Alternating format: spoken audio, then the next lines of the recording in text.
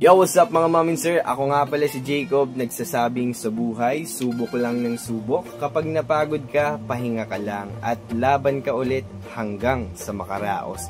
So sa video ito mga mamin sir, gusto ko lang pong mag-share po sa inyo.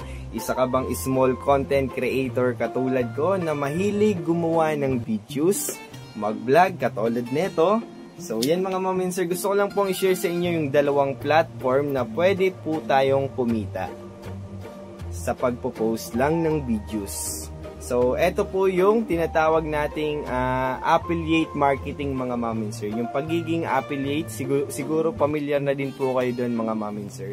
So, way back, last year pa lang mga mamin sir, last year September po ata yun. So, sinubukan ko po mag-affiliate.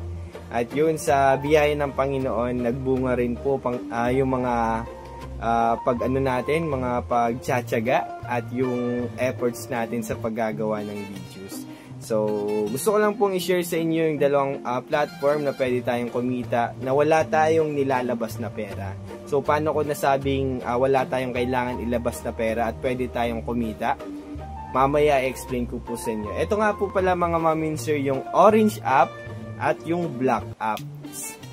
So, siguro hindi kayo familiar kapag tinatawag lang yung Orange app at yung Black apps kasi siya po yung mga mami sir, parang di po agad binabanggit po yun kasi sa ibang mga platform bawal po banggitin yung mga pinakapangalan po ng application na yon. Pero eto po yung TikTok at yung Shopee mga mami sir. So, yan po yung dalawang platform na pwede po tayong kumita sa paggagawa ng videos mga mamin sir. So yun po yung pag-a-affiliate po natin mga mamin sir. So gagawa lang po tayo ng mga videos ng mga products na meron tayo mga mamin sir. Kaya sinabi ko po mga mamin sir na wala tayong kailangang ilabas na pera dahil kung anong product na meron tayo mga mamin sir, yung mga nakaraang mga araw pa, taon na in-order natin sa Shopee, sa TikTok, pwede po natin yun gamitin.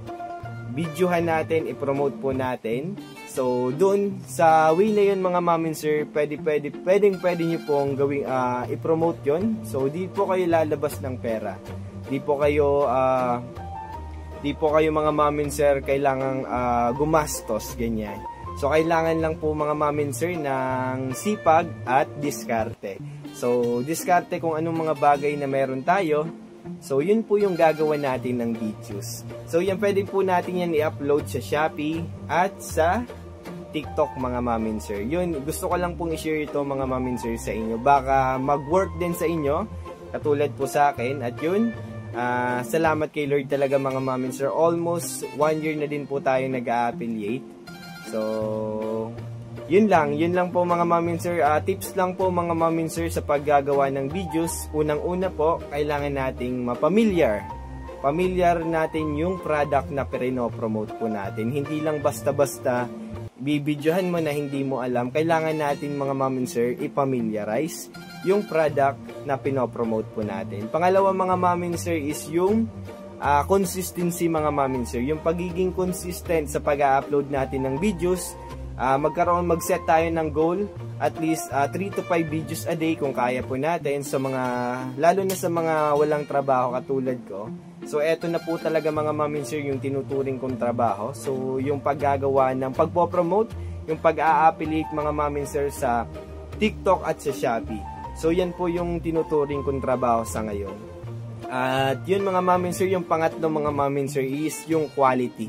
Napaka-importante na ito mga mamin sir, yung quality ng video po natin. Kung paano tayo gumagawa ng video, yung kahit sabihin na natin mga mamin sir, wala pa po tayong magandang camera, pwede po yun mga mamin sir. Basta yung sinasabi kong quality, hindi lang po mga mamin sir nagre-refer sa linaw ng camera, which is kailangan po yun mga mamin sir. Pero kung nagsisimula ka pa lang, kailangan po nating tiyagaan.